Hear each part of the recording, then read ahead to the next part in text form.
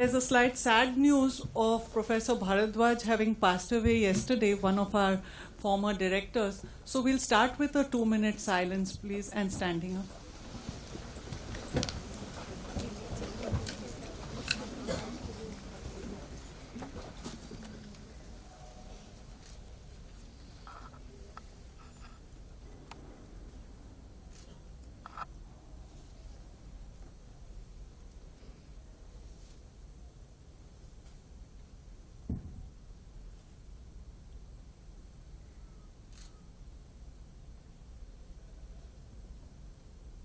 It's okay.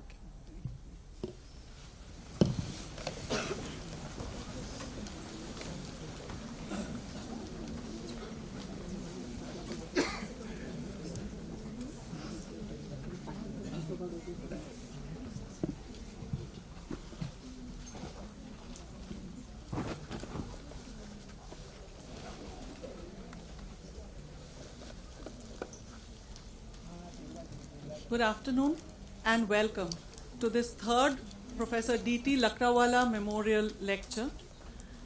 It's my privilege to extend a very warm welcome to our speaker, Professor Maitreesh Ghatak, Professor at the London School of Economics.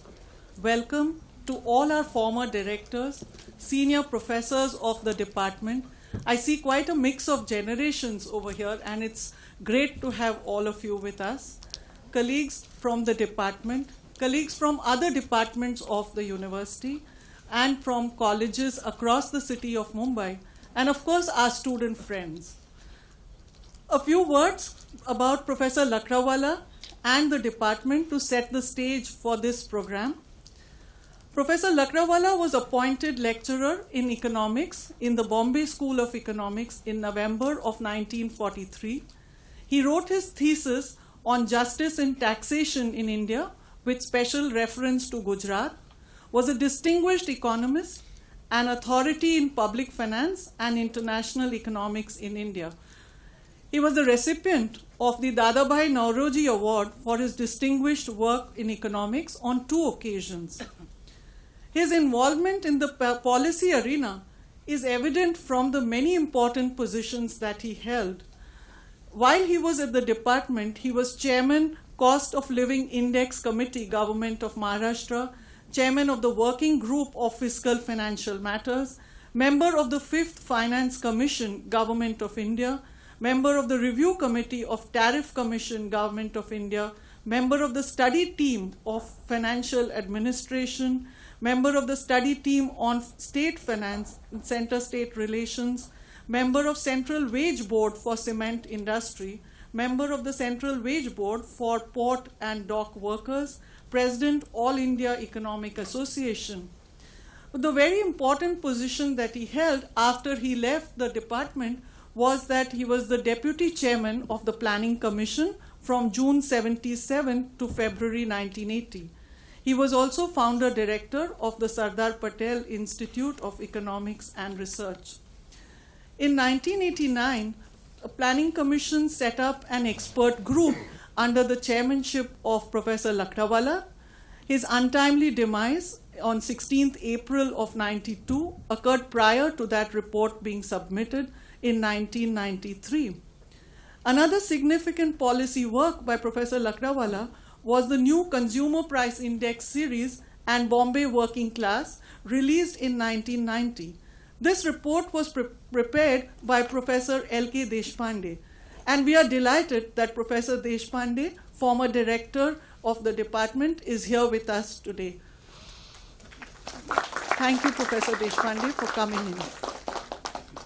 It's with this ambition of carrying forward the legacy of scholars such as Professor Lakdawala that we at the department decided to rename the Department of Economics to Mumbai School of Economics and Public Policy, which is reminiscent, a name which is reminiscent of the famous Bombay School of Economics. In its new avatar, the Mumbai School of Economics has started to interact closely with the government of the state, multilateral agencies, so as to be counted in policy-making circles. We are very happy to have Professor Nadkarni as the chairperson for today's session. Professor Nadkarni is former director of the Department of Economics, retired from the department in 2014. And as I was requesting Professor Nadkarni to chair this session, it suddenly struck me that he was on the endowment chair in the department, which was the Professor D.T. Lakdawala chair. This was a chair instituted by the Planning Commission in the department. I now request Professor Nadkarni to take over the proceedings. But before we do that, a small token of our appreciation to Professor Ghatak.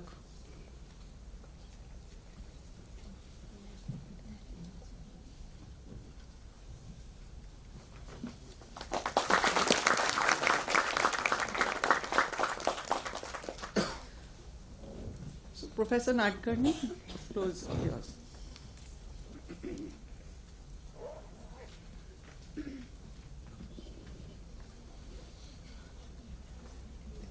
Professor Mala Lalwani, Professor Maitreesh Ghatak, the senior faculty members who are here, friends from the department and students and friends from colleges. I'm going to, Professor Mala Lalwani has spoken a lot about Dr. Lakdawala, so I won't speak much about Dr. Lakdawala, except to say I thought I would bring out the fact that I missed his lectures. I never had his lectures. Though officially in the middle of 1970s when I was at the department, he was still the director of the department. But he was at the Sardar Patel Institute of Economics and Social Research at Ahmedabad, and therefore he was not really taking lectures at the Department of Economics. I came to know him, and maybe I could say a few words about him in terms of how I came to know of him. He was a member, as Mala said, of the Fifth Finance Commission. And the report of the Fifth Finance Commission was out in 1974. And that was just before the mid-70s when I was a student at the department. So as you all know, that's a report which we studied quite a bit, and also decided to use, and also decided to, with ourselves, that there would be a sure question in the examination from that report, and there, of course, it was. And that's where we came to know of Dr. Lakdawala in close terms. As Mala said, I do not want to bring out everything else that he has been doing, but he was, of course, the member of the Fifth Finance Commission. He was the deputy chairman of the Planning Commission, but most importantly, I think he was something relevant for today. He was the chairperson of the committee which decided on the poverty line in the 90s. We all know that there have been several committees, starting from the Planning Commission group in 62. There was Alex committee in 1979. There were Dandekar and Rat study. There was also, after Alex committee, there was the committee by D.T. Lakdawala for putting down the poverty line. And it was that, in that context, that the whole of 90s and the early 2000s, before the work of Tendulkar committee and Rangarajan committee on poverty measurement, that Lakdawala was a very important name in poverty measurement in India. And almost for about 15 years we used his methodology in poverty measurement. So Lakdawala became known in a big way, though, as Mala rightly said, he passed away just before the report came in 1993. The committee has always been called, and the methodology has always been called as Lakdawala Committee. So I think that would be of something of interest today, given today's topic and the lecture which Professor Maitreesh Ghatak is going to give us. As Mala said, he is a professor of economics at the London School of Economics since 2004. That's for quite some time now. He did his PhD at Harvard University under Eric Maskin on mechanism design, who got a Nobel Prize on mechanism design. and Abhijit Banerjee, the other big Indian name in development economics. He did his undergraduate work at undergraduate schooling in India, of course, at the Presidency College and the Delhi School of Economics. He has been the co-editor of Economica since 1916, and before that, he has been the editor-in-chief of the Journal of Development Economics from 2009 to 2015. He also has had editorial responsibilities at the Review of Economic Studies and the Economics of Transition, very well-known journals, of course. His work is generally in development economics, macroeconomics and growth, and public economics. And these are, of course, the standard areas in which he works. But he also works in economics of organization and has quite a few papers in economics of organization.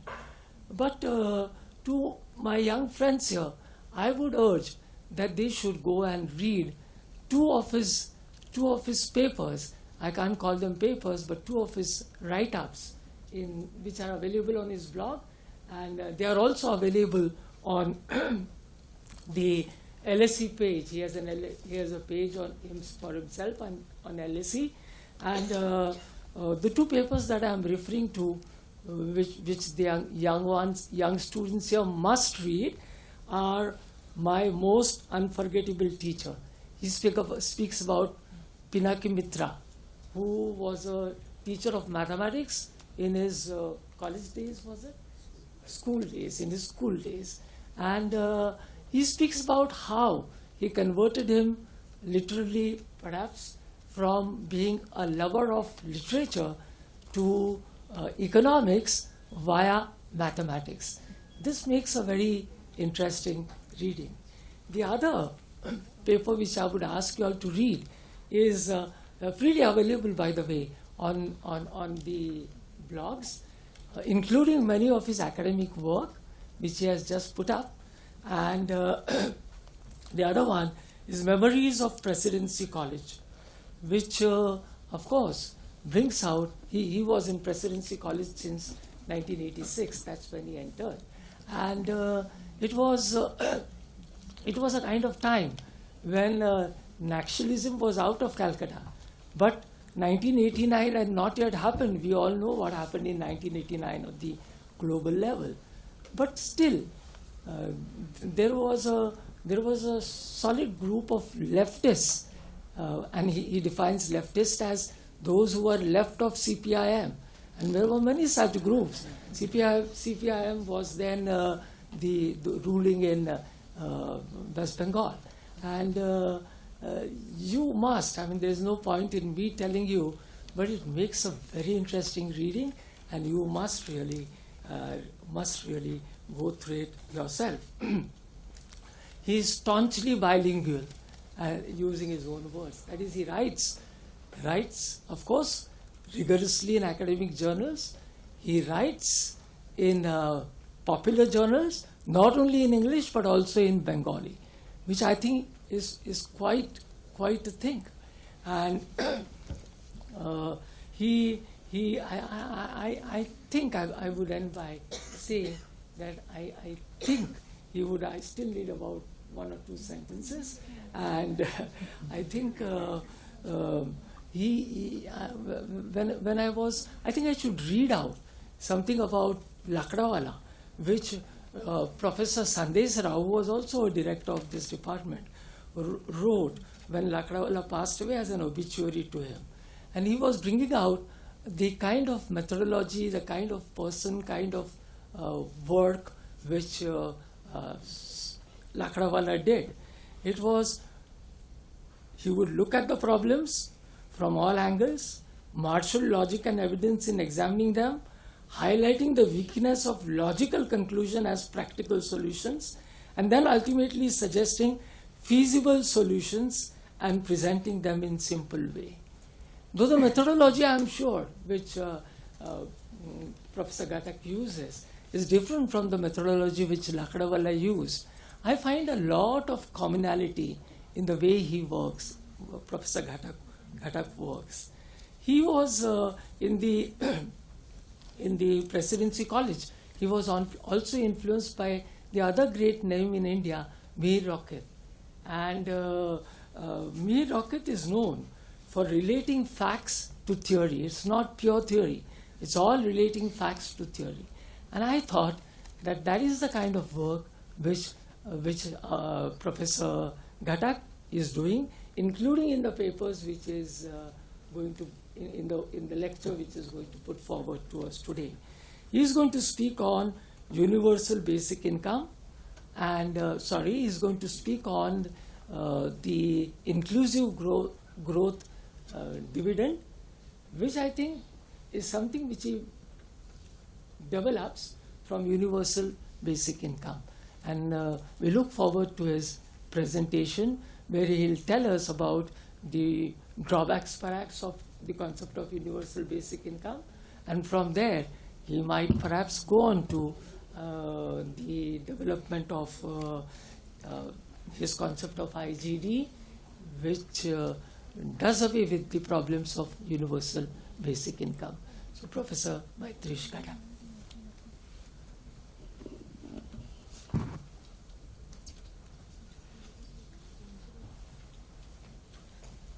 Thank you, Professor Nadkarni, for that very generous and nice introduction. I don't often get specific articles, especially those that are somewhat trips down memory lane, which after reaching a certain age, which I have, I suppose one has to take stock of things. And in particular, I'm genuinely humbled and thrilled that you mentioned my high school mathematics teacher, Pinaki Mitro, who indeed, I think these are some of the random things in life that he certainly set me in a different path than what I would have followed given where I was at that time. So this is a huge honor and to be presenting the D.T. Lakdawala Memorial Lecture. And I also would like to thank Professor Mala Lalvani for being really a fantastic host. Who was really, it's because of her that this lecture was made possible with some of the logistical difficulties and everything. So I'm genuinely very thankful for the hospitality. And thank you for all showing up and all the senior professors, current faculty, students, and everybody who is interested in the topic. So in a way, I should start off by saying that this paper draws on my very recently finished paper with Karthik Muralidharan of UC San Diego, which we presented earlier at the India Policy Forum in Delhi earlier last month actually. And it also draws a little bit of some theoretical work I've done on universal basic income with my co-author François Maniquet, which is forthcoming in the annual reviews of economics. So I had prepared, before I was invited to the lecture, I was of course familiar with Professor Lakdawala's name, association with poverty measurement, and the Lakdawala Committee report, one of which, the innovations of which was allowing for regional variations in cost of living and different measurement of poverty lines from different states. So that was one of the things he introduced, and which has been retained since. But since there's no point in this particular gathering, especially some of the early remarks by Professor Lalvani and Nadkarni, to go on and repeat some of the things that Professor Lakdawala's brief biography would suggest. However, I just have taken one quotation out of this obituary by J.C. Sandesara in EPW 1992, where interestingly, and it's really, let me paraphrase this in really one sentence, that he was pro-growth when everybody was advocating pro-poor policies, meaning we have to balance growth with anti-poverty policies, otherwise that's not going to happen.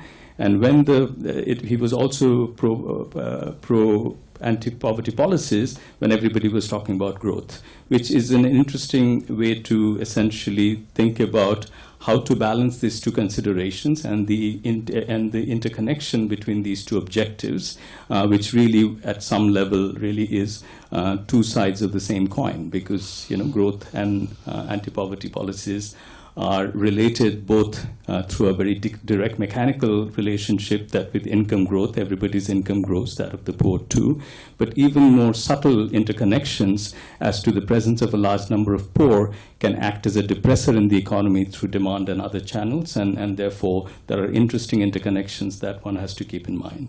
And this is why I can now, in a way, this is a very nice way to, therefore, motivate the topic for today's talk, which is a phrase that Karthik and I are using, calling it Inclusive Growth Dividend, IGD, which really is a variant of the Universal Basic Income proposal that many people have made. And indeed, it's an idea that goes back to even the 16th century, Thomas Paine, and so on. So, and it has really seen periodic upsurge in interest. And right now, it's interesting that both in developing and developed countries, people are talking about having some kind of a minimum income, etc. So what I'm going to do is first really discuss the proposal, really describe it in detail, and then go through some of the things that you would expect, namely whether this is going to be feasible given our budgetary situation, whether this is a desirable idea. Maybe there are so many things that you can do with budgetary resources. Is this really a desirable idea? And then really going into a bit more detail about why this particular form of anti-poverty policy, as opposed to many others that one could think about, which is where most of the debates and discussions have been there. And once again, let me just describe the specific variant of the more commonly discussed and understood policy of UBI that I'm sure most of you are well familiar with. So let me just go through this list here. So it is a universal and unconditional supplemental income transfer, and the word supplemental is important because one of the main differences with the UBI is going to be the idea of a basic income suggests it's going to be enough of an income to support somebody's some minimum needs, whereas here we are not even making that pretense. It's going to be, for fiscal reasons and other things, it's going to be a much smaller amount, and therefore it's a supplemental income. You can think of it as an income supplement. And otherwise, though, it is a universal and unconditional income transfer that everybody who is a citizen or a tax-paying resident or would be entitled to, and each member of the family and the children below 18, with which one can cap it at 2 children per family, and their entitlement would go to their mother or the in the presence of a mother in the household, otherwise to the relevant guardian. So basically, it's going to be a per-person transfer of 1% of nominal GDP per capita. So each person, everybody in this room, everybody outside and across the country, would basically, the transfer amount would be 1% of this nominal GDP per capita. And essentially, that's, this 1% amount comes from this fiscal feasibility consideration. And this is to be deposited directly into an individual bank account on a regular monthly or quarterly basis. Clearly, it's related to universal basic income, but as I already said, that what the UBI is, and in a way, whatever is true of UBI, these dimensions apply to IGD also, namely it's unconditional and universal transfer of income, and whether it's paid irrespective of whether you're rich or poor, whether you're working or not, and whether you have a family or you're living on your own, etc., etc. It's directly targeted to an individual. And that's exactly the second bullet point already mentioned, something I already said, that essentially the basic income, the amounts that would, even if you take a very conservative estimate, simply turns out not to be feasible. And I'll talk a bit more in detail about feasibility issues, and that's where we're coming from. So now if I have to really highlight, and before I go through the material on this slide, if you want to think as to what is it really, then how is it different from UBI? it's a share, it's a percentage, so it'll vary, okay, so that has some desirable properties. And B, it's not a basic income, it's a supplemental income, right? And we are even suggesting a 1% number. There's nothing sacrosanct about that number, it's just a reasonable starting point. So if we want to then explain a little bit as to where did we come up with this idea, or the phrase actually, it's basically, it's a dividend, which means it's not a flat amount, it's not a fixed amount, but like a share, you get a share of profits. Here, if nominal income is growing, this will go up. If nominal income does not grow, it will be adjusted proportionally.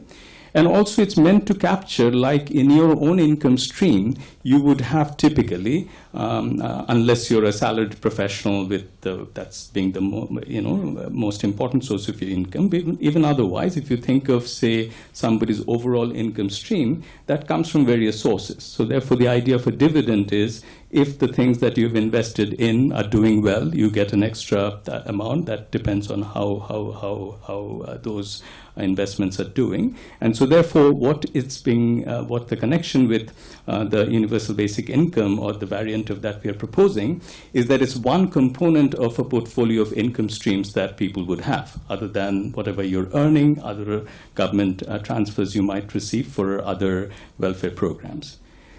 Inclusive is fairly straightforward, that it really is an anti-poverty program, even though it might seem that, look, you're giving it to everybody, but there's a reason why that we will come to that, the problems of targeting, etc., that we'll talk about in greater detail as to why that's where we are coming from. But the amount being the same for all citizens, the marginal value of the transfer is correspondingly greater for the poor, number one. And number two, whether it's an explicit negative income tax proposal, and once again, I will talk a bit more about that concept, which again, many of you will be familiar with. Even if we don't go there, so roughly speaking, not to leave it too much towards the end, roughly speaking, a negative income tax would be, look, think about, you get a flat amount, but you also proportionally pay a tax or a surcharge to fund this amount. So therefore, essentially what would happen is, depending on your actual income level, the net transfer you receive, or the net amount you pay just on this count, okay, will vary. And that's the idea of a negative income tax. For a variety of reasons, in India, that's not practical. The main reason is that the income tax net is pretty limited. But even then, this will have to be funded from some tax source or the other, right? And that also adds to the progressivity of the idea, because the very poor will not pay any direct taxes, even though they do pay indirect taxes. Anyway, so that's the inclusivity of the idea, that it's a progressive scheme that is aimed at poverty alleviation and not just a freebie that's being given out to everybody. And finally, the growth idea is implicit in how I have built up the discussion so far, that it captures the idea that the amount will grow along with the growth of the overall economy, and that is really our proposal. And with that description, I now want to go to sort of introduce the plan for the rest of the talk, because this is just to clarify the terminology, that before we get into the various aspects of it. In particular, I want to link it to existing income transfer programs in India and the discussion surrounding them. In particular, I'm going to draw a close connection with the PM Kisan program that has been introduced last year. And this year in the budget, which was announced just about a month ago, the allocation under PM Kisan has expanded. And I'm going to connect this idea to the specifics of that proposal, which is also an income transfer program. And then the key sections of my talk, until I run out of time, so that will add a little bit of uncertainty as to where we'll draw the curtain. But essentially, the idea would be: is it too large to be feasible? So that's sort of a discussion, right? What's the just 1% of GDP per capita as such doesn't sound too high. As I think an American politician famously said, once you start talking about billions and trillions, all these seem relatively small amounts. But if you're actually working on spreadsheets like I was doing, preparing for the talk, then those zeros can be confusing. But anyway, that aside, so the first question is that, is it still going to be feasible, even though it's seemingly not a huge amount, proportionally speaking? But then there's the flip side of the question, is it too small to be effective? You could well say that, look, after all of this, that the number you're coming up with is really not going to be it's only going to make barely going to make a dent to the problem of poverty that exists. And this is something, again, we'll have to address. But as you can imagine, generically, though, that there is a basic trade-off that comes from the budget constraint. You can always make something that is very generous, but that's not going to be budgetarily feasible. And then you can make something that is going to be budgetarily feasible, and that's not going to be too generous. So we will discuss some more specifics of this. Then in the last two sections, what I want to do is really discuss desirability as to whether there are additional reasons for which such a proposal is going to be a good candidate for an anti-poverty policy as opposed to other policies we could adopt. And in the last section, before I conclude, I'll deal with some of the main concerns. So this is where I'm projecting, and despite us being, this is the era of behavioral economics, so we are all supposed not to be good predictors of our own behavior or performance. So that's why I'm taking my watch out and trying to keep some tab on time. So my prediction is that that's where I will possibly, in that section, I will not be able to cover all that I wanted to cover, and that will take me to the conclusion. Okay? So that's the plan for today, for this lecture. So as many of you have followed, and some undoubtedly have written, for example, Niranjan Rajathaksha, who's my friend who's sitting in the audience, many people have written and engaged with this idea of universal basic income or various kinds of income transfer programs in India. And, some for, some against, and some saying, maybe or if kind of conditional support. And in particular, there's a whole range of earlier work, too, before it reached some kind of height of interest leading up to the economic survey of the government of India in 2016-17, where there was this whole chapter under Arvind Subramaniam's leadership that devoted to the discussion of a universal basic income proposal for India. And Pranab Bardhan, my friend and mentor, was one of the early proponents of this idea in the Indian context, but there have been many who have discussed it, and it's really meant to be a very casual sort of a sampling of some of the people who have written on it. And essentially, most of the discussions, and I have also participated when that debate and discussion was happening. So basically, there have been people like Vijay Joshi, as well as an economic survey, who basically looked at, what is the size of a universal basic income that would eliminate the poverty gap? So you're basically looking at, this is the poverty line. This is a distribution of people under the poverty line. So rather than giving a lump sum to everybody, what can we sort of give so that we can kind of really eliminate the poverty gap? That turns out to be about 3 to 4% of GDP. The relevant arithmetic brings out that number. And some of us, like me and Pranab Bardhan, we looked at, that may be possible, but then it's also, one could ask a more ambitious question, that suppose we were to give every Indian an equivalent of exactly the poverty line income with the income adjustment. So if we take the Rangarajan figures, which are meant to be for 2011-12, and adjust them by inflation, okay, whatever is the sum will be. Suppose we decide we give everybody a flat amount of that. That turns out to be a prohibitive 10 to 11% of GDP, which clearly are not something that is practical, given our tax GDP ratio of India around 11%. And as the budgetary discussion in this season is suggesting, tax collection has not grown satisfactorily. There are all sorts of debates and discussions that are going on that. So fair enough that if the GDP ratio of India, tax to GDP, is about 11%, you can divide these earlier numbers by 0.11 to essentially get what kind of fraction of the tax revenue would have to be devoted on that. And those would not necessarily lead to very promising sounding percentages, namely it's going to be too high. So entire point of departure is therefore to fix a share of national income and not an absolute amount. And this is related to the universal basic share proposal of Debraj Ray, who also wrote while the discussion on universal basic income was going on. And it's fiscally realistic, and it's pegged at a relatively small percentage of nominal GDP per capita. So these are sort of lower number than the earlier numbers that were discussed. Now, you may well ask, and we have been asked, where did this number come from? Well, it actually came from PM Kisan, meaning it's one of the things that we extrapolated from. But that's why I said there's nothing sacrosanct by about the 1% number. One could do 0.5%, one could do 1.5%, etc. So what I want to really, those of you, and I'm sure many of you will be skeptical of the idea of universal basic income. And before I launch into some of the details, I really have two main things to tell you about this.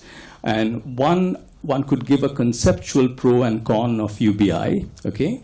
But my two main conceptual points would be, the reality is India, because of, for a relatively poor country that started with universal suffrage relatively early on in the stage of development, a certain amount of redistribution is built into our fiscal system. You may like it, you may not like it, you may think all of that should be devoted to public goods, other things, but the reality is there is a redistribution built in, and it's not simply politically possible to say we are not going to do it. And what we are trying to do here is to think about streamlining or improving upon the current sort of, which is a way of saying we are aware of the trade-off between providing other forms of welfare and development policies. And this, of course, anybody who's thinking about this would soon realize it. You have a limited amount of resources. And that's sort of conceptual point number one. And conceptual point number two is, and this is again why this inclusive growth dividend specific idea came up, we actually believe in a portfolio approach to poverty alleviation. And what is this idea? That like if you are thinking about your own health issues, nobody can give you a magic pill or say just have vitamins and you'll be fine. That would be irresponsible to suggest. So you would need a whole, depending on your situation, you would need a whole set of things that would be needed. So therefore, we are not saying we should round up all the other welfare programs or anti-poverty programs. Once again, that would be, even though they have implementation or even sometimes design issues, but that would be responsible to say that we are going to sort of shut off all of this. And therefore, some of the straw men kind of debate that happens, which I think is a bit pointless, is nobody is saying that we should not do anything other than universal basic income. So whether from the left like Jean Drèze, or whether from, say, not the left, I don't know, Swami Iyer and Rathin Roy and others have written on it, that saying, look, doing kind of this kind of a transfer is like giving up on the kind of some kind of development state and make it a compensatory state. We are fully on board with this critique, and what we are thinking of this as a portfolio of a broader anti-poverty strategy. So I wanted to get this to the extent you're thinking, how am I going to approach these issues? So this, I would say that, look, redistribution is a fact of life. We have to accept it. Let's try to improve it and tweak it, but let's not say that we can somehow not do that.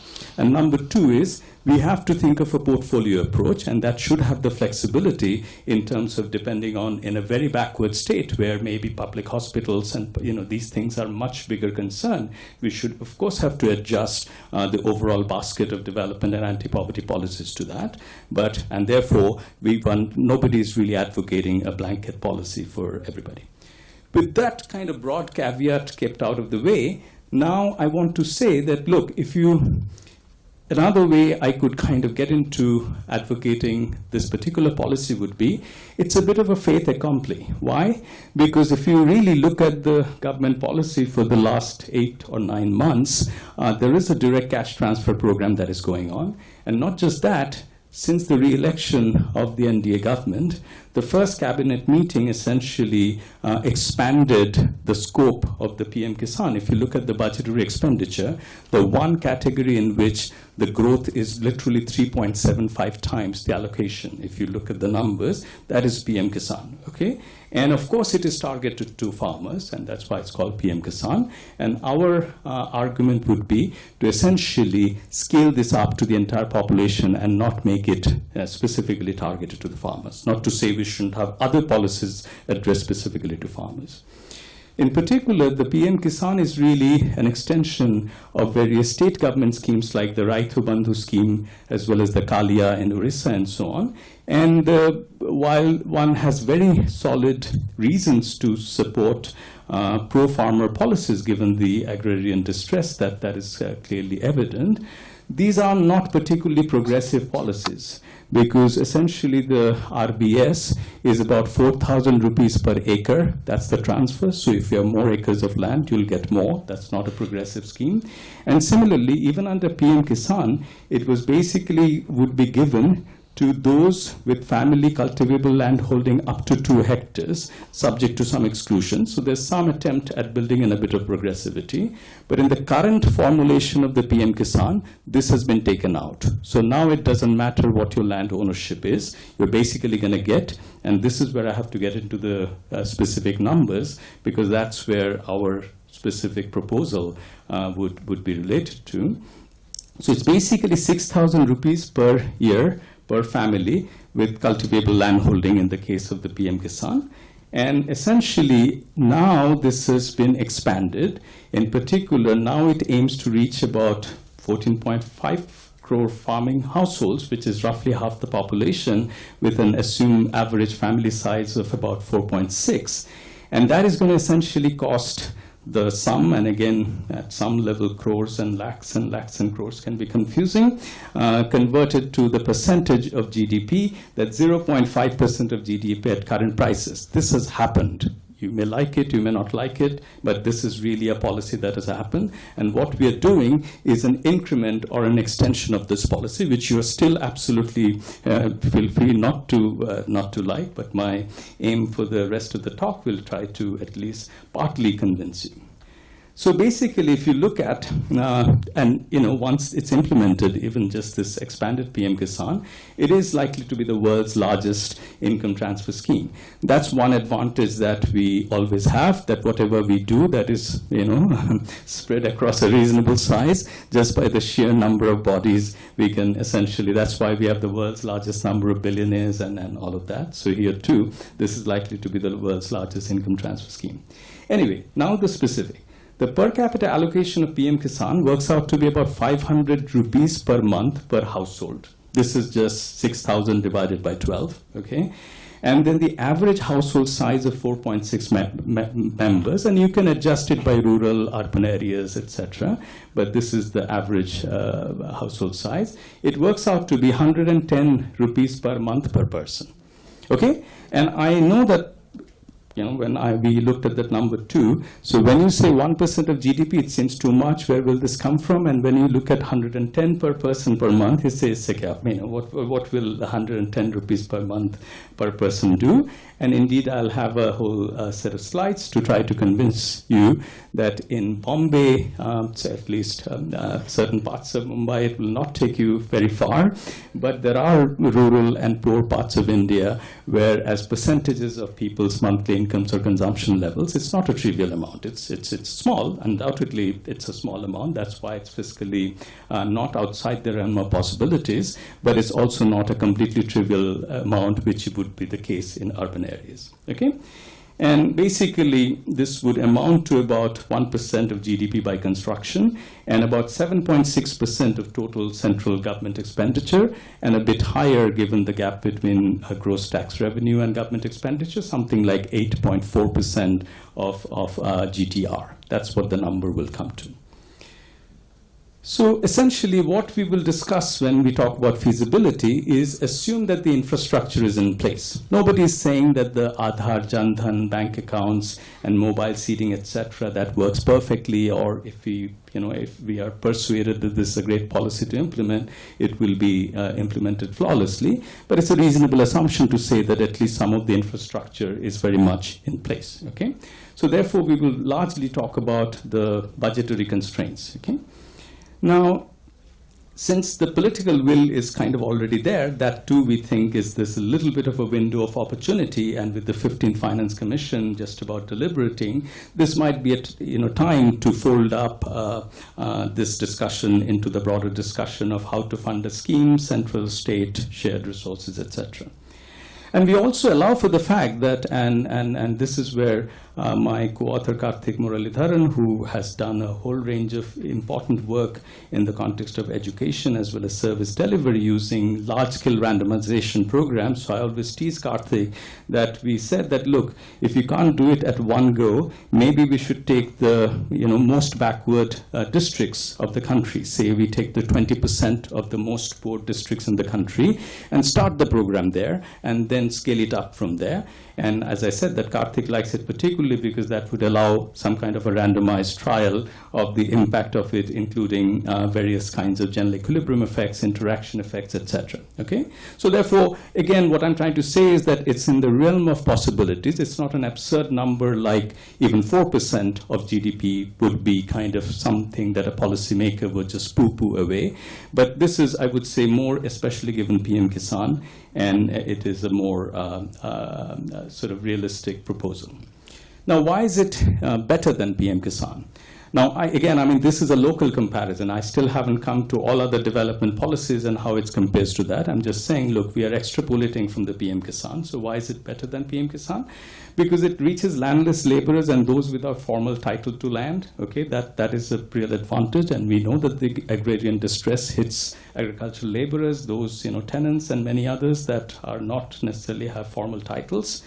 And also being independent of occupation, every sector you subsidize, however just from the point of view of social justice that subsidy is, as in the case of the farmers, it does also create a bit of a lock-in effect, right? Because if you do have, this is a standard economic argument, that if you make any subsidy that is occupation or sector specific, it does create a bit of an incentive for, if it is ideal for that sector to shrink, and no long-term view of the development process can avoid the fact that as an economy develops, you move from population from low value to high value activities. So therefore some shrinkage of the agricultural sector, which has happened in India and will happen more, that is only reasonable. Okay, and indeed you could think of this as something that can be evaluated, and indeed, like a lot of proposals, if we have reasons to believe that some of the, what we are thinking of the, positives as well as the negatives, in actual evaluation, we are surprised by our findings, we can certainly then take a review what is coming out, and therefore we are not proposing that we have the answer that this will work exactly, and therefore some kind of initial sort of working on a fraction of the population and then scaling up seems to be more sensible. Now I really come to the core of the feasibility discussion. We can all write, I'm sure, if you're asked to write an essay or your thoughts on where resources can be raised in the Indian economy from the budget, say, you can think of your favorite subsidy that should be cut. You can think of the, all the kinds of inefficient and often regressive forms of transfers that are built in to our system that can be cut. And you can also have views about lots of programs that you think are really not very sensible. And we can all list sort of our top 3 or top 5 things that we believe can be cut, right, or should be cut. Now, the trouble, though, is that we also know that for many such, because the beneficiaries are well spread out and they are often really going to be really very vocally opposed to it, the political economy of really dismantling or getting rid of some particular welfare or anti-poverty or transfer program is going to be hard, right? So that would have been, otherwise one could really list, which has been the approach that Pranav Bardhan has often taken, really listing the things that could be cut, and from that you can create projected revenues that could be devoted to this, but that has to face the political economy constraint that cutting often is not easy, okay? Now, what is good about this proposal, and that's again one of the reasons why we have done this particular variant of the UBI, is that we are not saying that, in the end, you would of course have to cut something, and I'll come in, and but relatively little can be cut. And it's the incremental tax revenue that can be devoted to it, exactly like PM Kisan has been done, without necessarily dismantling some existing program that would immediately set off alarm bell and so on. Okay, so that is really a case to be made here. Now, those of you who are fiscal hawks, and I know a few of who you are, Niranjan is smiling, I don't know why. So I would say that you could well say that this argument assumes a growing economy and certain amount of incremental tax revenue. It's exactly like the Alaska Oil Fund, or Iran is one of the countries that have started a big universal basic income time program because they have sold off some of their oil and gas type of assets, and that revenue is being distributed this way. So you could argue that if you have a fiscal windfall, then this is a reasonable argument that, look, we have this windfall and this is, let's try it this way. In that case, we don't have to fight with the other items in the budget and this should be cut and so on. But in all intellectual honesty, you have to say that, look, this right now, the growth rate of the economy is not looking very promising. Okay, now it's not a matter of critiques of the government or whatever. It is something that is commonly accepted that the growth rate has been stagnant. And also tax buoyancy has not been good. I mean, this is something that we have been reading in the newspapers for the last month or so. So therefore, if you ask me, yes, right now is not the best argument to say that, look, we have this extra sort of tax revenue that's available and let's go for that. So the reality is that we have to go back a bit to the Pranab Bardhan or Vijay Joshi corner of the room and allow for the fact that this money has to come from somewhere, okay? And I would say, and this is really, I'm quoting actually from a recent op-ed, some of the numbers that Sudipto Mandal, who is a really formidable expert on fiscal matters, that basically saying that, look, if you have to do it, rather than cutting some existing programs, it makes more sense to cut some non-merit or regressive subsidies. Okay, and according to their estimates, about 6% of GDP, and this is a very careful bit of work because it looks at both center and state, and it looks at all categories of subsidies. It excludes food, it excludes a number of things that you could argue have some, whether you support that form of subsidy or not, but at least you could argue that the poor in principle benefit from that, and that's still about 6% of GDP. Now, this is the other number is straightforward. Any of us can look at the budget document and calculate the percentages. Just look at fertilizer and petroleum subsidies. Especially as economists, we have every reason to believe that these are neither equitable nor efficient forms of subsidies. That itself gives you 0.5% of GDP. So this is, again, trying to give you a sense of that the number is not really something that is completely unrealistic. Okay? And indeed, Sudipto Mandal mentions this, that the revenue foregone on tax exemptions and concessions, which is really a giveaway to the relatively affluent, right? And that, again, is a 5% of the GDP. Okay? So therefore, these numbers are in the realm of possibilities.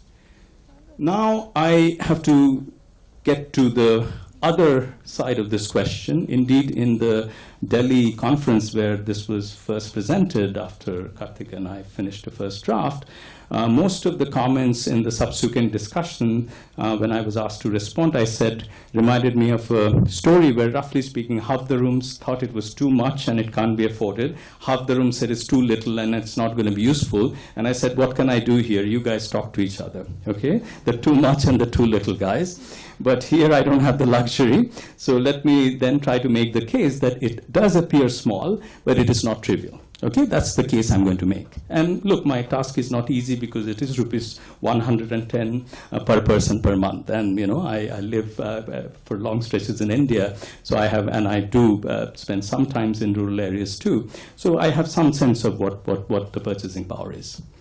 Now, what we did, so let me just, because of time constraints, let me not get into all the details. What I was going to show, the exercise we have carried out, and you know, I'm just showing it that it sort of exists and also in the paper.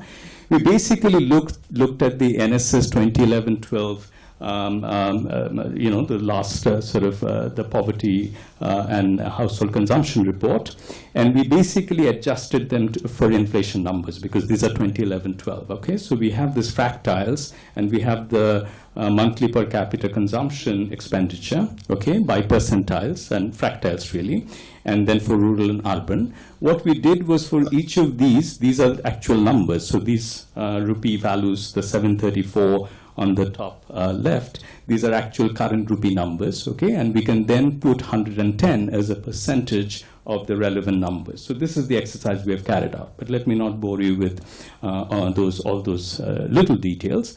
But just to give you a very concrete thing, something that may be even easier to think about, let's think about the income levels that define the rural and urban poverty lines in India. These are numbers that we know, 32 rupees per person per day in rural areas, 47 for urban, adjusted for inflation. So since these are 2011-12 numbers, you adjust for inflation, average inflation rate for these years, it's going to be roughly 9% of the rural poverty line number, okay, and about 6% of the urban poverty line number per person per day. This is what it's going to amount to. Now, again, it's a matter of subjectivity as to if you think it's too little or not too little.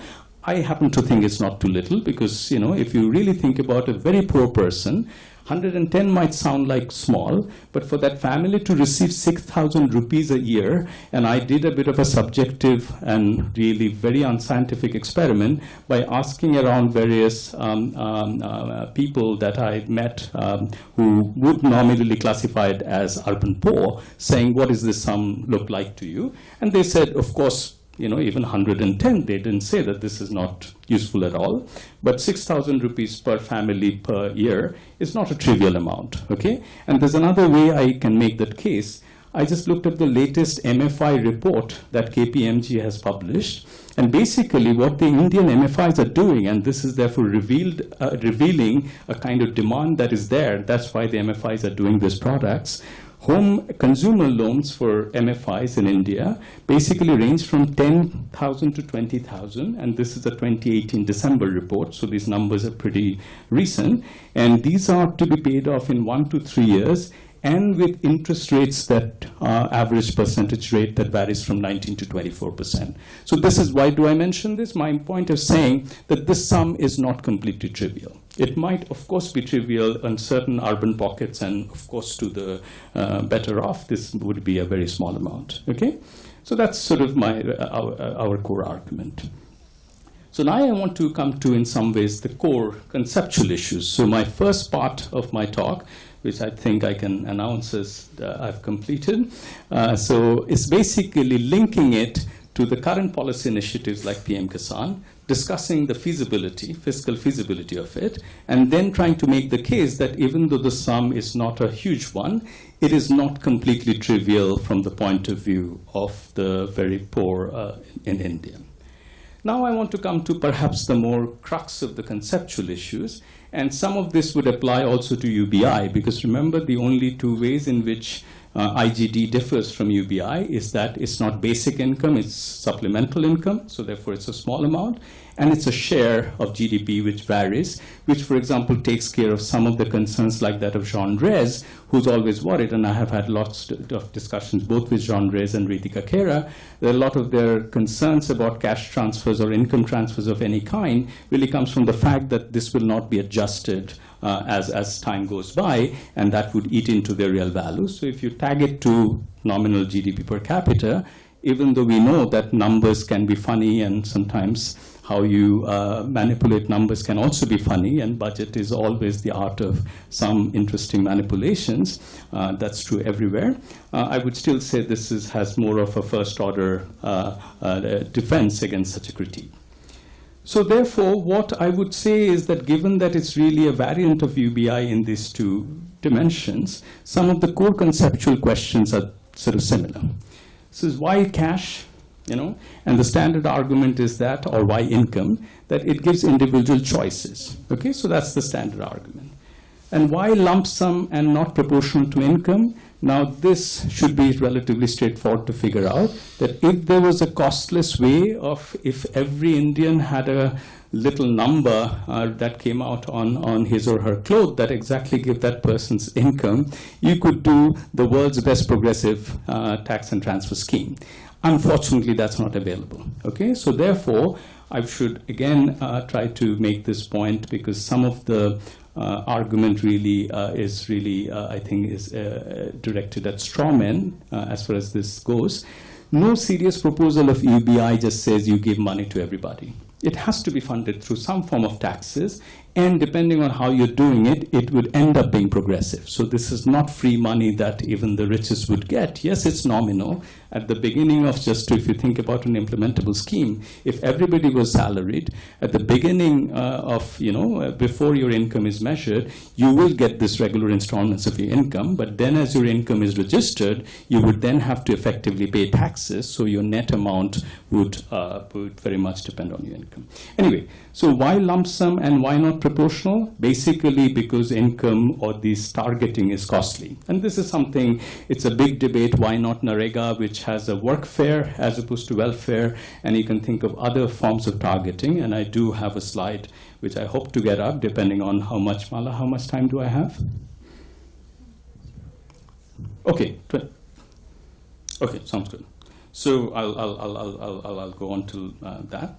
So essentially, I will talk about the problems of targeting. In particular, some of this I don't have to tell you because you can guess. It would cut bureaucracy. It would be less distortive because with targeted schemes, people would try to twist and show their qualifications and try to, whether they are entitled to the scheme and so on. And a lot of deadweight losses can happen in this way, right? And similarly, there's always the risk of exclusion error as much as there's risk of inclusion error. And that's why the targeted schemes, I'm not saying you should not have them, but one should be clear-eyed about the problem of targeted schemes.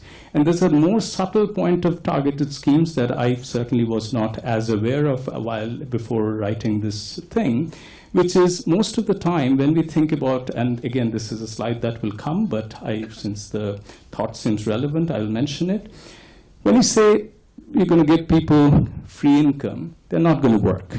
Now, of course, this argument is really not sensible because it assumes a certain standard income leisure model of labor supply choice.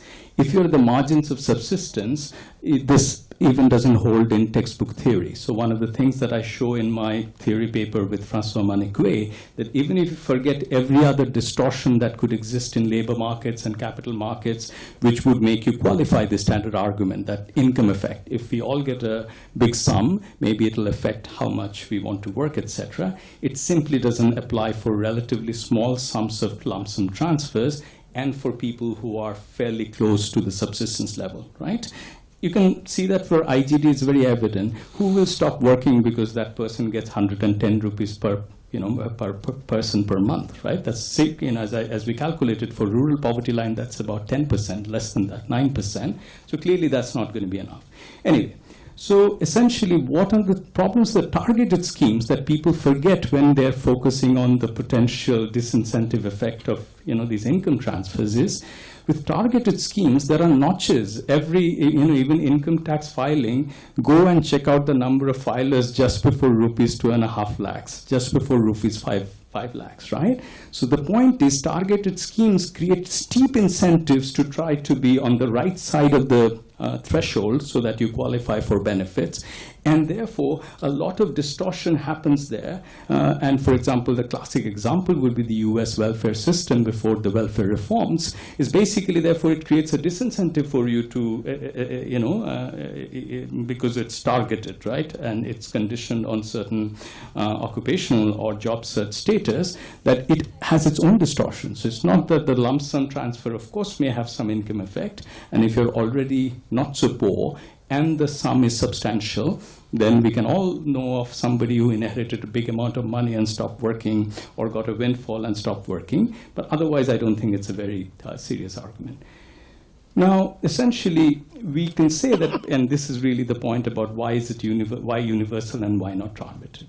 And finally, because it's not tied to everything, it's completely portable. It doesn't matter whether you're in Andaman Nicobar or whether you're in Himachal Pradesh or wherever your job is taking you. Essentially, therefore, it will not keep you stuck at you have to continue to be a farmer, continue to show agricultural land to qualify for some of the PM Kisan type thing, and that doesn't apply. There's another thing that I think, and also, as I've also mentioned, that the indexation and the fact that this will be, depend a bit on how the economy is doing.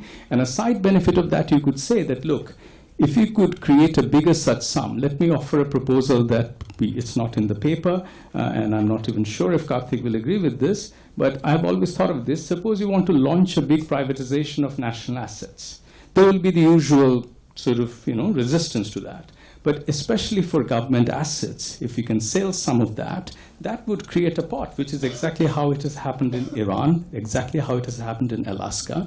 And this would be a relatively transparent way of showing that this money is not then disappearing in some other government black hole project, but is actually showing up in lump sum amounts to every person. So that creates almost a bit of consensus around the need for certain reforms, because it would create these resources. So therefore, if you say, look, the government says the growth rate is very high, to a very poor person, unless there's enough trickle down, it's just an academic interest that whether the growth rate is high, but this is going to show up in the actual amount that you'll get. There was another point that was very interesting. I mean, the first point is straightforward, that this is also a form of gender empowerment, okay? Because women will get men and women both would qualify for this, and as an individual, whether they're married or not, whatever is their marital or family status. And in the case of mothers, it would also mean that they would get the resources that are, or the transfers that are targeted to children. So that there are a host of studies that show that essentially empowering women in households have certain positive development indicators in terms of child development, etc. And that's a well-known point, and this would be the one part of the desirability. But this is an interesting paper that I found by Brown et al. 2019. It's the citation, full citation is in the paper, which makes a very subtle and interesting point that poverty, the way it's measured, is basically at the household level, right? Now, you could be a poor in a marginally non-poor household. Given intra-household inequality in resource distribution, suppose whether it's women, whether it's girl child, whether it's elderly people, even if some family, because of the overall income, would just about cross the threshold and not be counted as a poor family, and therefore would not qualify for some standard targeted programs, because this is individual based, this would be one way to reach the true poor, which may be an individual, we believe is the right measure of looking at it, as opposed to which household or which unit you belong to, okay? And this is also slightly interesting kind of point that I think would apply for a number of targeted programs we can think of.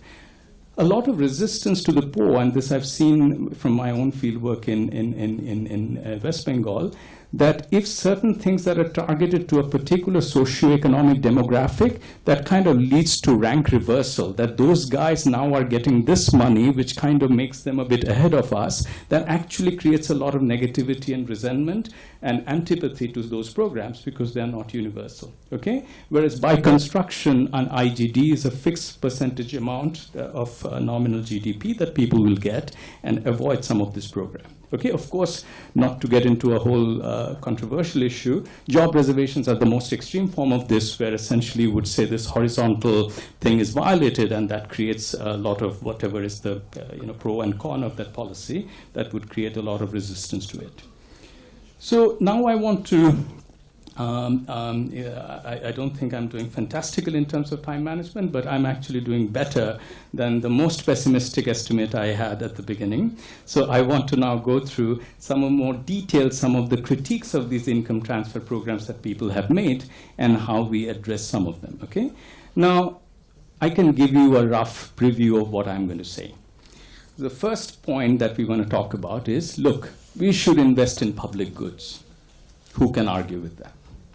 Now, the trouble is, in India, if you look at actual expenditure on public goods, most of it is on salaries of, say, teachers and hospital workers. That's not a public good, right? If you think about, say, core research, core agricultural extension, these are the classic economic textbook public goods, whereas a lot of the actual expenditure, they're not inessential, but you cannot claim that they're pure public goods, right? So therefore, we have to take into account the issue. We need to think about the productivity of the funds that are going to the public goods. So suppose I give up 1 rupee of this IGD. What is that rupee going to do, whether it's invested in the school funds or the health budget, whatever.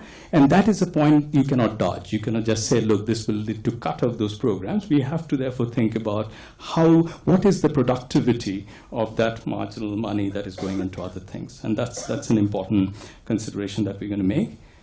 The second is it's a substitution versus supplementation argument, and this is something I've already touched upon, because otherwise somebody like Jean Drèze, he wrote the somewhat colorful metaphor that the UBI proposal is like a Trojan horse. So it seems like a gift, okay, and then the armies will come out, and I'm sure whole country will sink in waves of neoliberalism. So, and Jean is a friend, and I certainly share some of his policy views and so on. But in this instance, and to be fair, even in his own writing, he has said he supports some forms of cash transfers, such as pensions and other things. So otherwise, you could well argue that cash is a reality of life, or income is a reality of life. Why kind of somehow think of the old public sector mindset of in-kind transfers as the only valid form of transfers? Anyway, so our point is we're really not, it's a supplemental transfer, not a substitute. So I'm going to also talk a bit about the targeted versus universal transfer programs point that I've already previewed a little bit. And for the other main points is, will the expenditure be wise? This is the classic, will people spend it wastefully on whether it's the classic alcohol or 10 minutes, right? No, I'm watching now. So, or will it be wasted on, say, festival or other things that you could think that, these are not necessarily good use of tax money. And also effect on work incentives, okay? So this is something that I've already touched upon, and there's some things that I want to say, but of course, given the time constraints, I will not be able to go into all the details. But do ask me, and that's why I'm going through a bit of a detailed summary of what comes under each of these heads, that if you want to ask a question, I can come back to it in the Q&A. But the last three items, I think, are very important, and again, this is something that in my own views evolved a bit on this, and I've been working on this broad area for the last 2 years or so, 2-3 years, is the idea that, look, a transfer is viewed as just a transfer. So, and we are making a case here because it has subsistence protection kind of benefits, okay? That's the case we are really making. For the ultra poor, this is essentially a guarantee from certain extreme forms of deprivation. But you could well look at the evidence that has accumulated in the last 3 decades of development policy work, where you could just say that, look, 100 rupees per person per month, if it's paid, say, in regular intervals, it will have interactions with what kind of constraints people face in the credit market, in mitigating risk, okay? Or alleviating savings constraints. When you have a bank account nominally, but there's nothing there, and this money kind of gets deposited there, etc. What is my general point out of it? Therefore, there could effectively be of essentially crowding in of resources. 110 rupee transfer per person per month may actually effectively lead to resources that the poor have that will exceed this amount, because it would essentially provide some, say at the family level, some bottom insurance, okay? And that, for example, I'll cite a very interesting piece of work from Bangladesh where a small amounts of transfer had a big effect, and I'll come to that. So therefore, what is the general point I want to make? It's not an unproductive transfer necessarily. So in particular, whether you believe in efficiency wages, where having some minimum nutrition would boost your productivity and so on, for the very poor, having relatively sort of guaranteed flow, periodic flow of income would also have ways of essentially improving their productivity. And therefore, the stark trade-off people pose between this is pure redistribution versus productivity or growth, I think that there are enough compelling evidence that suggests that that trade-off, you could well argue that, look, it's an empirical matter, and that's where the various evaluations could establish the exact numbers as to how big this will be. But we have enough evidence from other instances as well as theoretical presumptions to see that this may not be just 1 for 1. Namely, 110 rupees is just 110 rupees. It may be more. So I want to just make a couple of points, and I'm keeping in mind the time constraints. So I want to have a couple of 3 slides for concluding discussions where I locate it in a sort of bigger policy framework, this particular policy. So I will try to be brief.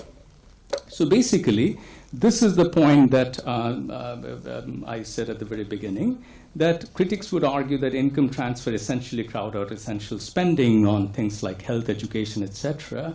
But the trouble is that we have to think about what is the expenditure, actual expenditure on public goods, which one can kind of purely justify that this is absolutely public goods in the economic sense of the term, that markets cannot provide because of the externalities, okay, versus what effectively are somewhat sterile and unproductive delivery mechanisms where essentially more money you send there would get used up in not necessarily improving the impact or the outreach of these supposed public goods. Okay, so we have to think about the quality and effectiveness of public expenditures. For example, just to give you this thing, that returns likely outweigh costs on spending on public goods and infrastructure. So essentially, just to give a concrete example, the 2018 union budget includes 11 times as much funding for interest and fertilizer subsidies than on agricultural research and extension. If you think about it, that's a public good, agricultural research and extension. That's where you could argue it will not be done by the market, so we have to have public funds. And if we just get into a premature welfare state type of thing, we will be short-sighted. But hey, this is the reality. It's 11 times, as much spending on these subsidies that no economists, maybe I'm being too optimistic, but I would say overwhelmingly large number of economists would not support. Okay, so basically we have to, and indeed this is a point I'll make towards the very end, which is approaching as far as my allocated time, is we can even think of this incremental, inclusive growth dividend, this incremental income supplement that we are proposing, as a kind of analogy, and I'm happy to make it more detailed, but right now take it as a vague analogy. Think of this as an index fund for poverty alleviation or development. So like with an index fund, depends on what other stocks are doing, whatever. The index fund is sort of the, as a benchmark that essentially tells you which ones are overperforming, which ones are underperforming.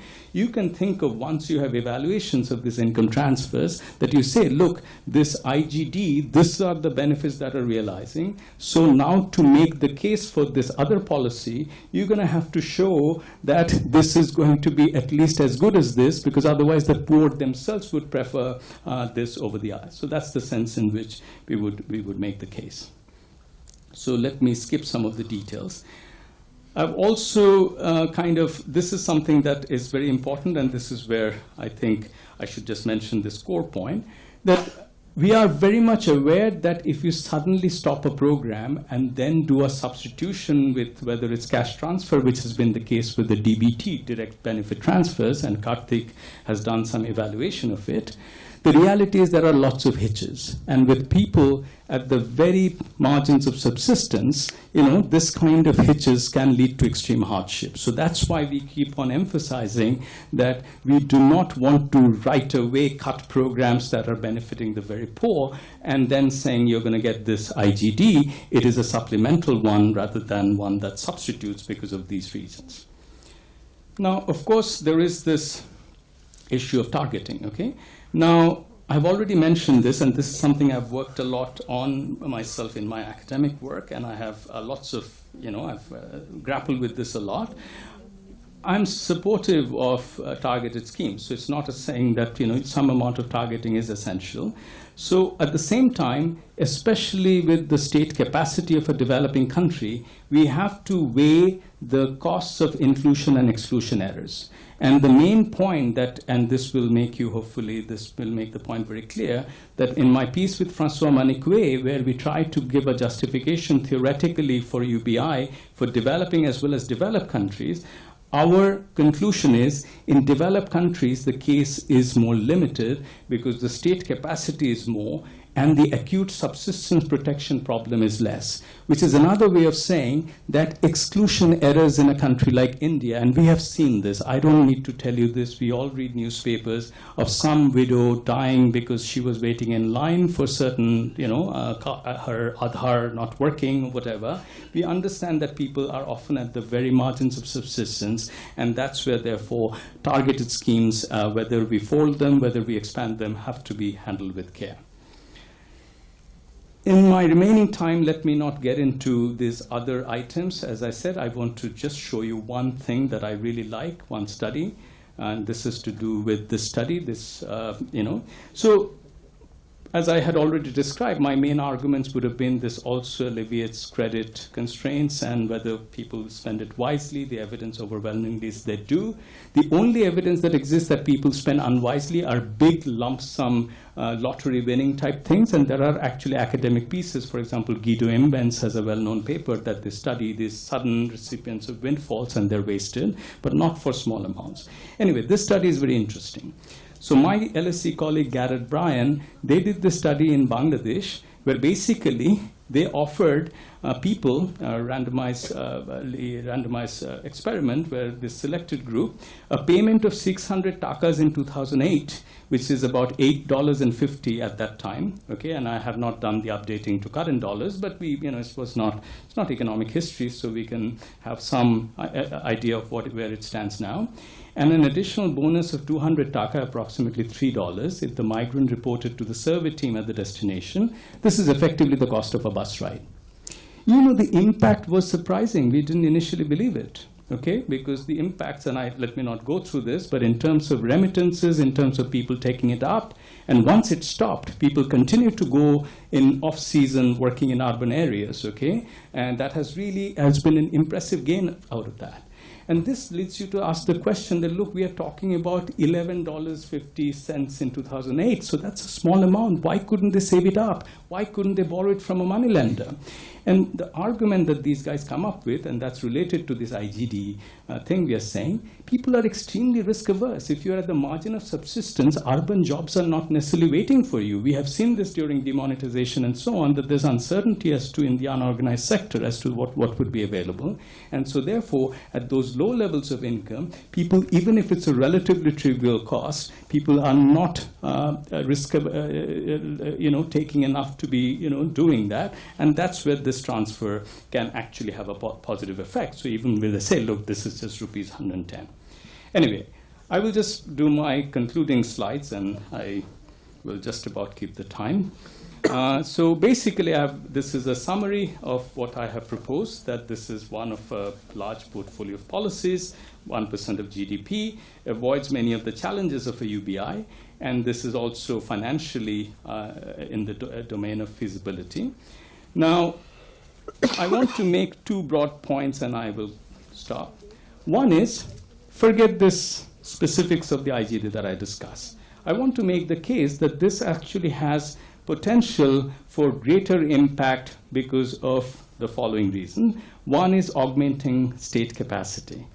Implementing an IGD, suppose it were to work out, in a way, think about the reach of this policy. We have 1.3 billion population. If indeed, even if it's a small amount, even if there's a lot of saying, this is nothing, the fact that the government has the capacity to reach this would essentially allow you a number of long-term benefits, okay, even though this would be a relatively small way to start it.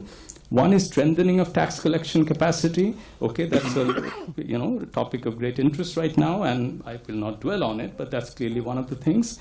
And also, essentially, you could then create lots of policies would become feasible because of the infrastructure of the connection of individual bank accounts to certain government transfer mechanisms would be made. So that is, I think, is an important policy.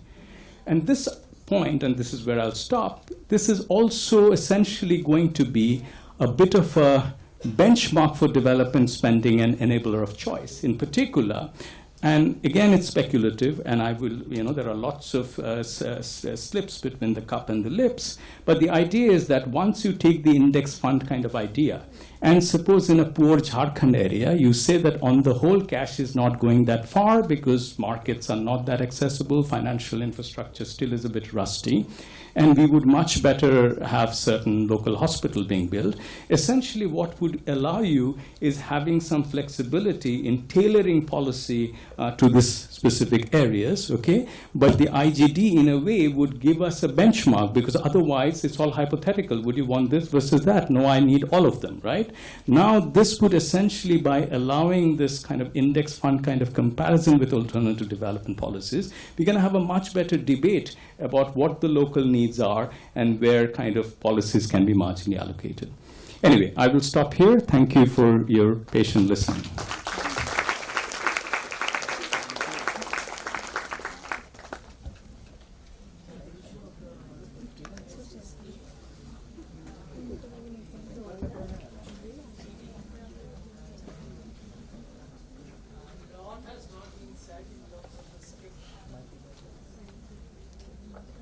In terms of the skipped slides, but I think there would be still some time for questions, and I'm not going to say that only students ask questions, but I would first ask students to pose their questions.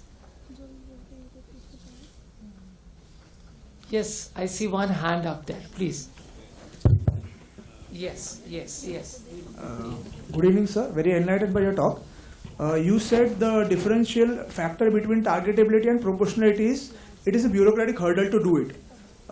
Why not to invest that cost, whatever the 1% or 0.5% cost, in improving administrative efficiency, and then we put it as a targeted, because it will help to elevate the intra-household poverty as well. So why not to do a targeted by improving the administrative efficiency and then implementing that program? What are your views on it? Sure, I'll take a few questions and then I'll answer them. I want to ask that the IGT, the 1% nominal GDP per capita, is it per annum or per month? No, if you take the GDP per capita, that's measured as an annual figure. So therefore, 1% of that would translate into the annual figure of whatever, the 110 times 12. And so, yeah, that's the connection.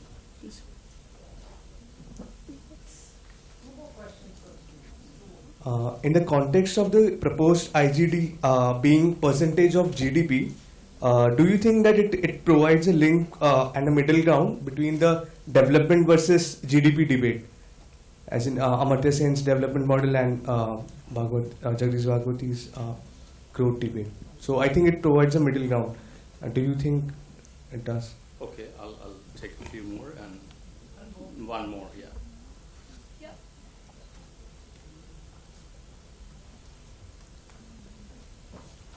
So I think in your PPT I had seen one figure of the implementation cost being 1% of GDP. My question is just, do you have any rough estimate on what the implementation cost of such a scheme would be today?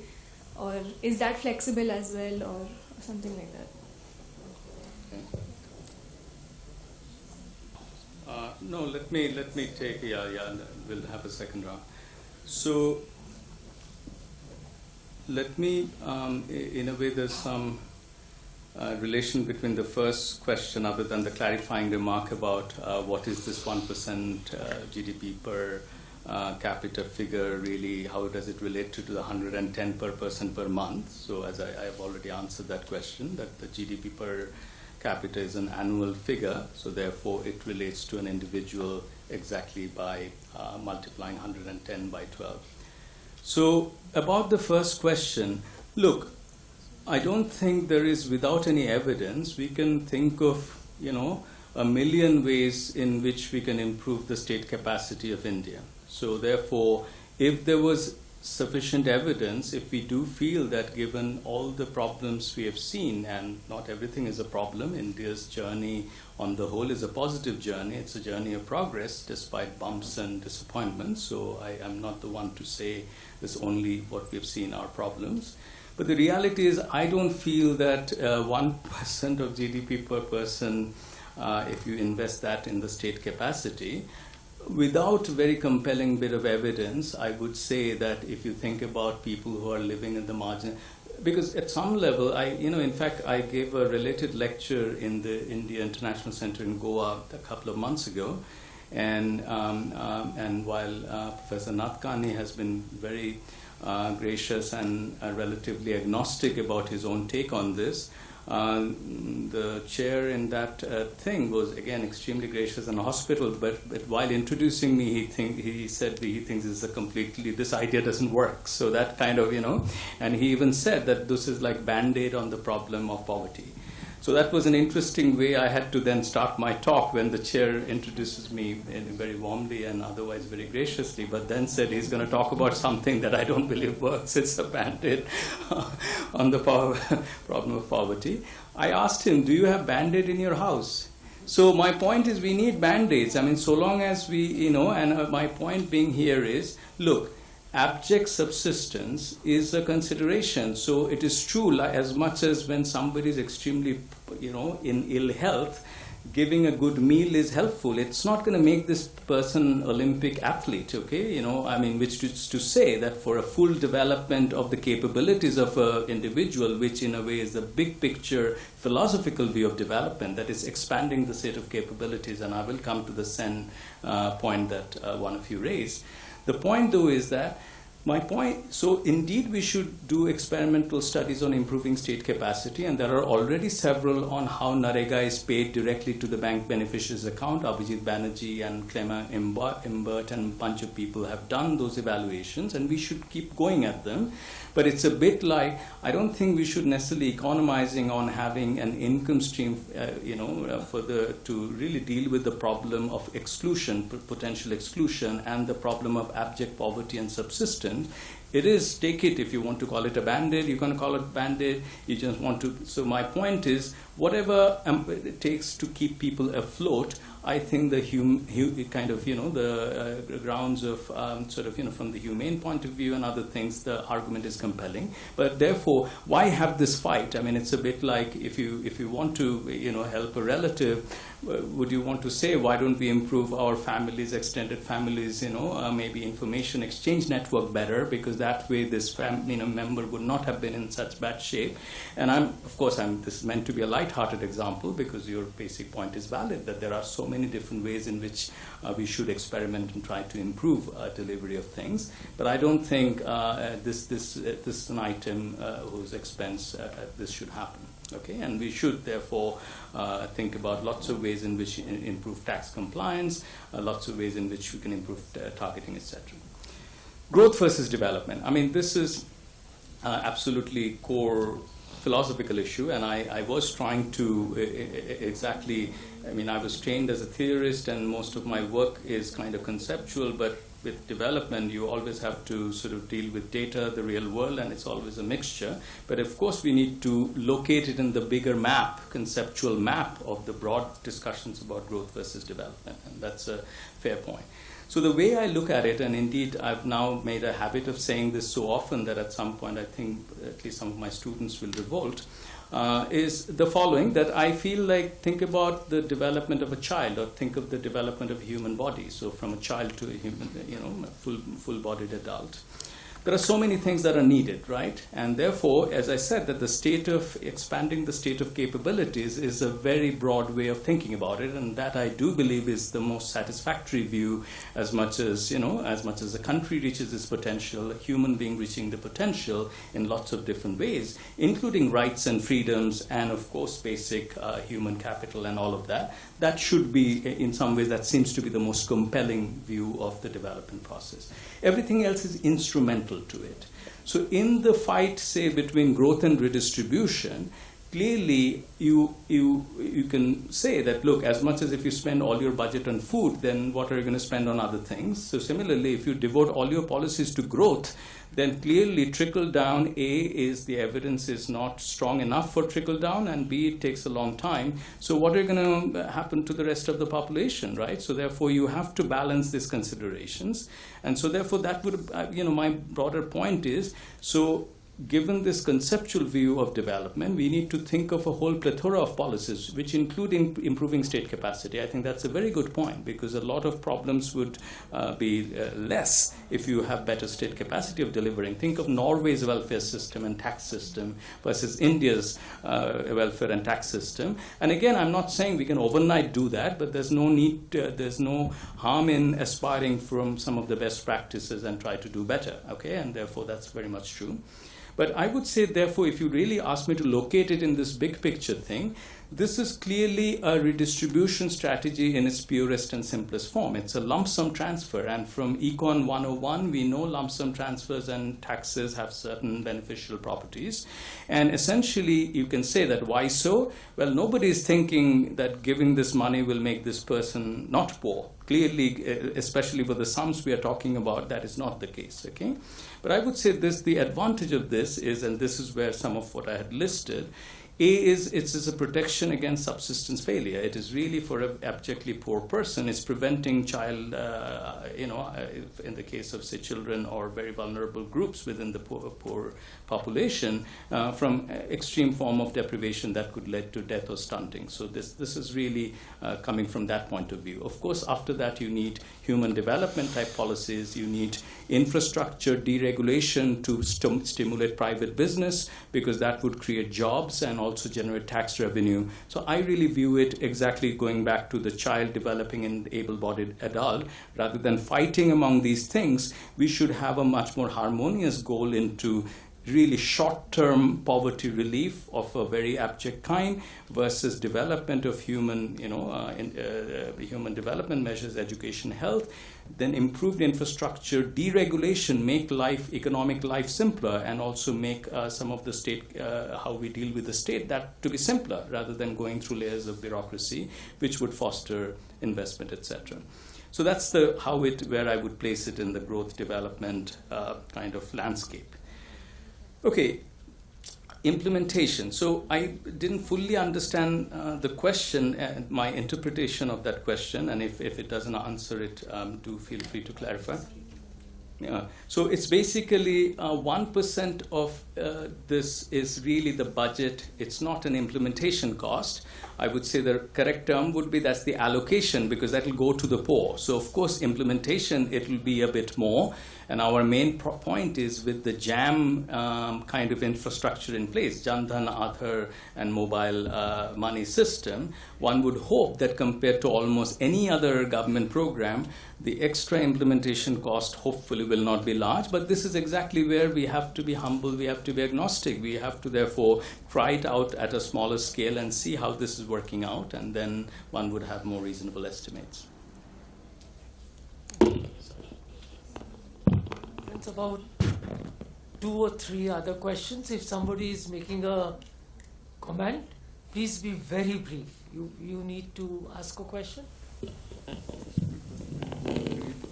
You suggested that in terms of funding for this particular program, with 5 to 6% of fiscal deficit right now, and you suggested fertilizer subsidies and petroleum subsidies are to be cut.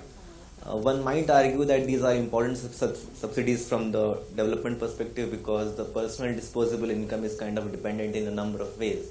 So what Prabhat Patnaik suggests as to 1% wealth tax, which might fetch 5.6 lakh crore rupees per annum, isn't that going to be a fiscal windfall that you were suggesting that Iran, like on the likes of Iran, wouldn't that kind of fund this particular program?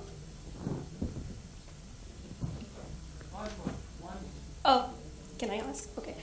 So you spoke about rank preservation as being an advantage of the IGD, but considering that it's a program mainly targeted to people in abject poverty, shouldn't there be a way to sort of accommodate affirmative action into this? Because there are some communities more than others tend to be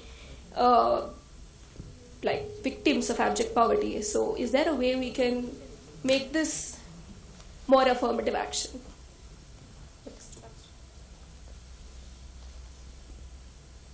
Is there going to be enough one?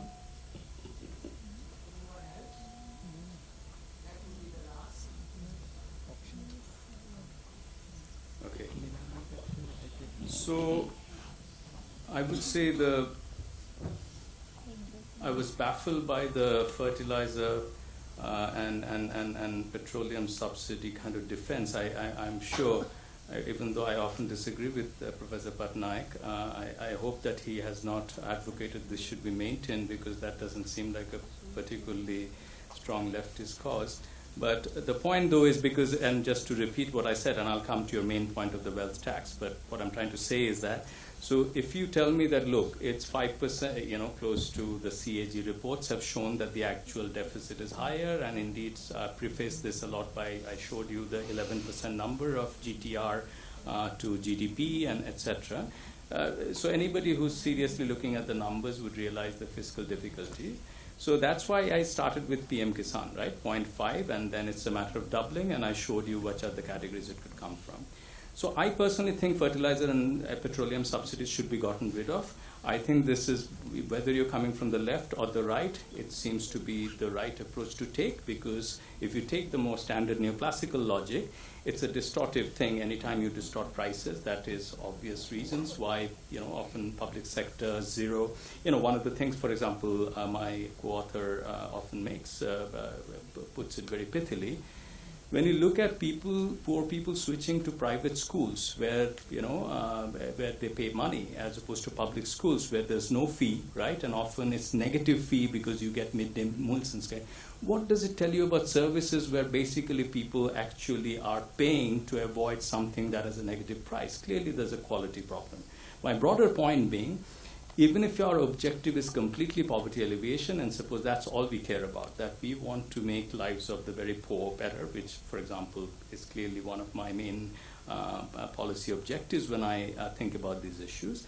I don't think fertilizer or petroleum subsidies are, whether it's the neoclassical price distortion argument or the classic thing.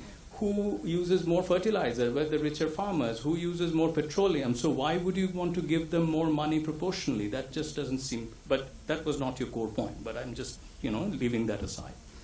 Your core point is, look, I agree with you that, as I said, I agree with your first point that there is a budgetary situation that always been one, and maybe right now because of the growth stagnation, which some of us have been writing for the last 3-4 years, and now it seems to be, commonly accepted and so on.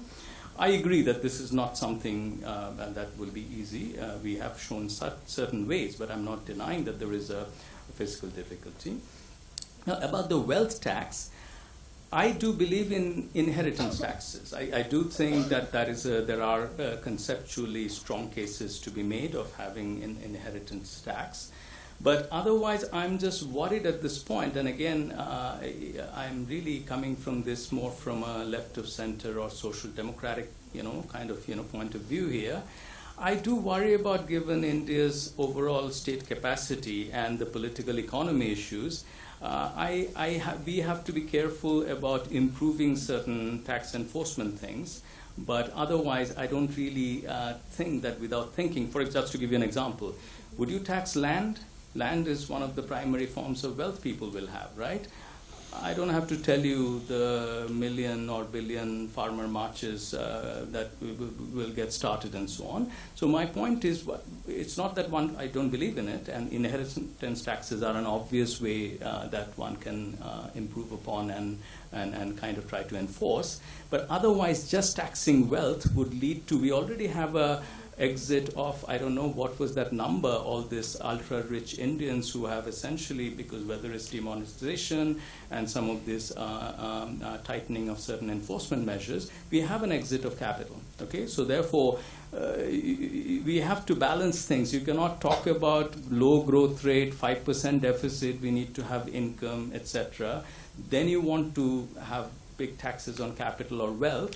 I'm just saying that some of the trade-offs cannot be avoided, which is not to say one should have a system of inheritance taxes, because the case for that is pretty compelling.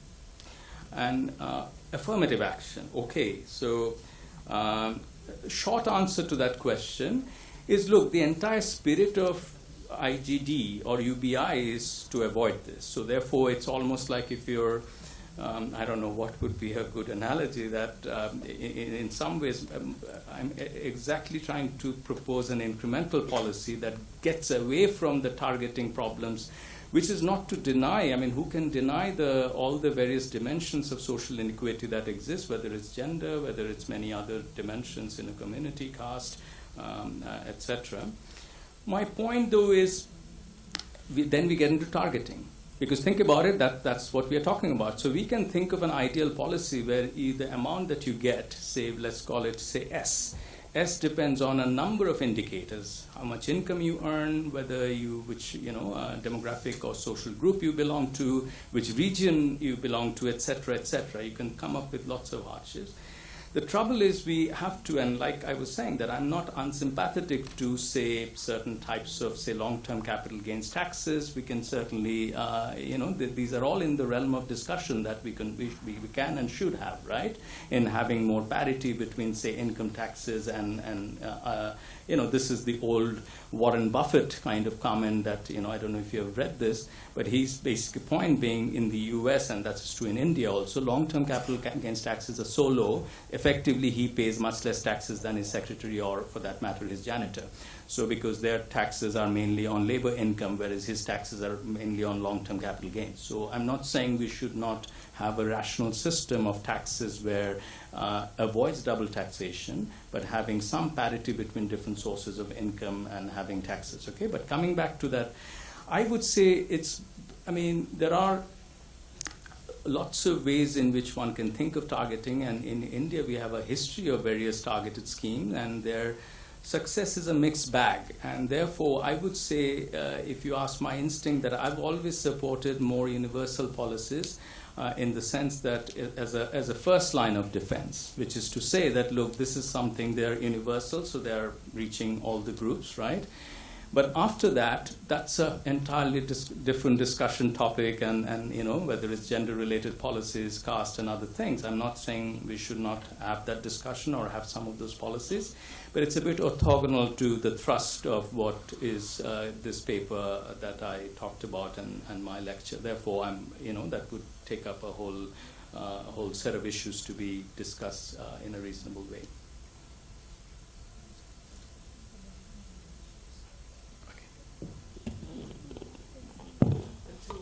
Friends, because of a time constraint, I know there can be many more questions, but because of a time constraint, I think we have to stop by 5 o'clock surely. I think we stop here. I think all of you would agree that this was a very intellectually pleasing, pleasant 2-hour time spent with a lot of aspects of economics and social policy discussed around many aspects, and indeed around a single topic of IGD and UBS. I think I really thank Professor Ghatak for the nice time that he has given to all of us intellectually, and I think there would be a vote of thanks proposed by Dr. Mala Lalwani, but I don't close before I myself thanking her for giving me this opportunity to be present today as the coordinator of this session. My very pleasant duty to thank all those who made this happen. Thank you, Professor Ghatak, for delivering this very thought-provoking lecture. It was a treat indeed, the last 2 hours. Thank you, Professor Nadkarni, for accepting my request to chair this session. Thank you to this fairly large audience. We've made it. I think after the first hiccup of a cancer lecture, I think I have to really thank my colleagues, Dr. Swati Raju and Dr. Medha Tapyawala, both of whom managed to reach out to all of you.